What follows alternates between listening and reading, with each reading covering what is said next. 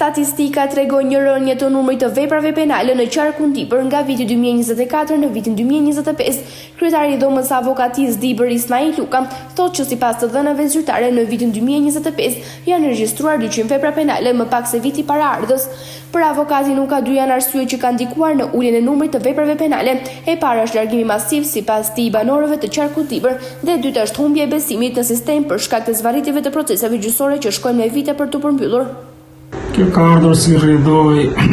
e disa faktorëve të cilët kanë ndikuar. Kryesisht është efekti i shpopullimit të popullsisë që ka ndikuar pra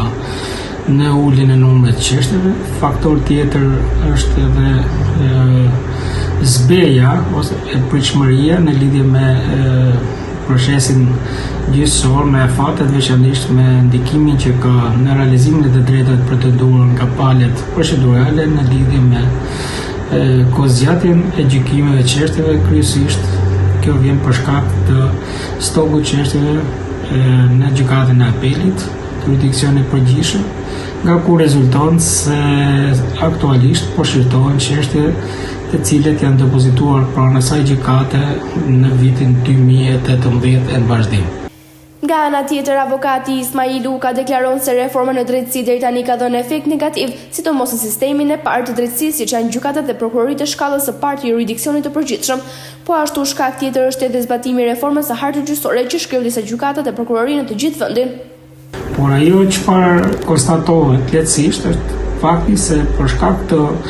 ndikimit të reformës në drejtësi dhe veçanërisht ndikimit negativ për sa i përket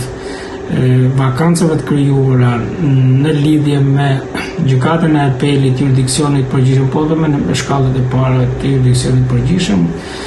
është fakti se është krijuar një stok çështjesh, pasi aktualisht gjykata e jurisdiksionit të përgjithshëm e apelit ka gjithsej në strukturë organike 78 gjyqtarë, ndërkohë që aktualisht janë 35 gjyqtarë që ushtrojnë funksionin e tyre dhe akoma nuk është plotësuar, pra nga viti 2016 që ka filluar reforma e drejtësisë deri më sot nuk është plotësuar struktura organike. Një ndër faktorët e tjerë që kanë ndikuar në rritjen e këtij stoku është pikërisht edhe harta gjyqësore e cila me ndarjen e gjykatave suprimoi disa gjykata dhe konkretisht duke suprimuar krije vetë gjykatat e apelit që ishin në përreth, la vetëm një gjykatë dhe la gjykatën e apelit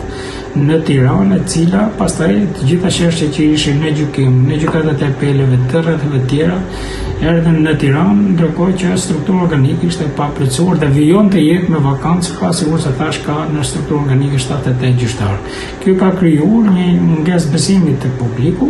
për sa i përket realizimit të drejtave të pretenduara dhe ata tashmë pikërisht qëllimi për cilën reforma në drejtësi